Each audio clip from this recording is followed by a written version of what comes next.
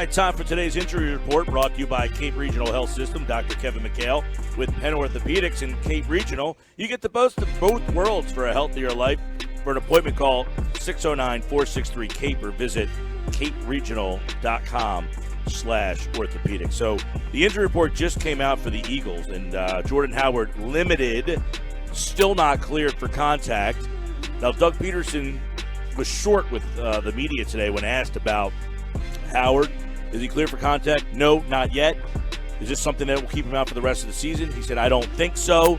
So let's bring in Dr. Kevin McHale, who was a assistant team trainer with the New England Patriots, knows all about these type of injuries. So, Doc, Jordan Howard still not cleared as he deals with a shoulder injury that was described as a stinger. He has not played since Week 9. We're entering Week 14.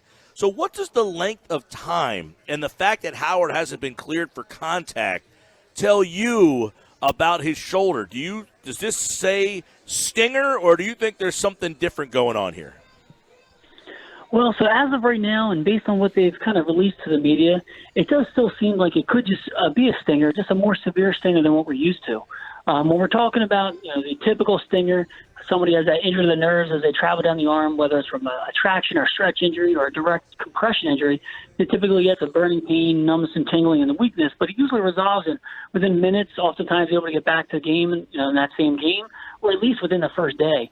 But it's not uncommon that if the symptoms last longer than a day or two, that it can last a while, because those more severe injuries can take a few weeks to return. So when you see a player that's still weak a few weeks out, it may be that it may take up to 6 weeks for it to recover from.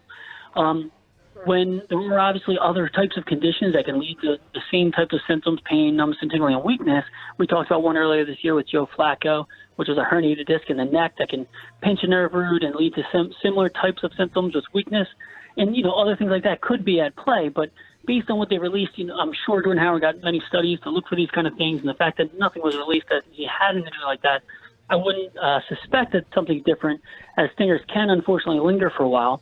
Obviously, Jordan Howard's is, and hopefully he's starting to get his strength back. It's not looking good for this Monday, but hopefully he'll be on the field relatively soon. Is there anything else that would pop into your head as someone who's worked on professional athletes with this particular injury that say, if you're missing this amount of time and you're still not clear for contact yet, that something else would even be in your mindset, or is it not just a really bad stinger?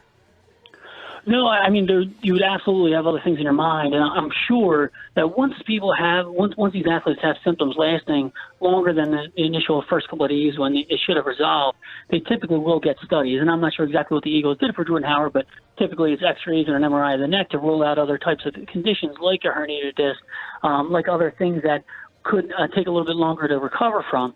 I would assume they looked at all those studies, but you absolutely would have to rule those types of things out to make sure that, yes, it is just a stinger. But unfortunately, with a bad stinger, it still can take several weeks to recover from, and the Eagles are dealing with that right now. All right, let's get to Daniel Jones. He's in a walking boot. He's expected to miss the game. He is dealing with a mid-high ankle sprain. Doc, I've heard of the low ankle sprain, the high ankle sprain. Now we got a mid-high ankle sprain. What are we dealing with here? Yeah, so really it's a high ankle sprain, okay? It's just a high ankle sprain, but there's different levels of injury. So in general, low ankle sprain is kind of the lower part of the outside of the ankle. That's when you typically roll your ankle. That's the most classic injury. The high ankle sprain is any type of injury to the ligaments that connect the two lower leg bones. We call that the syndesmosis.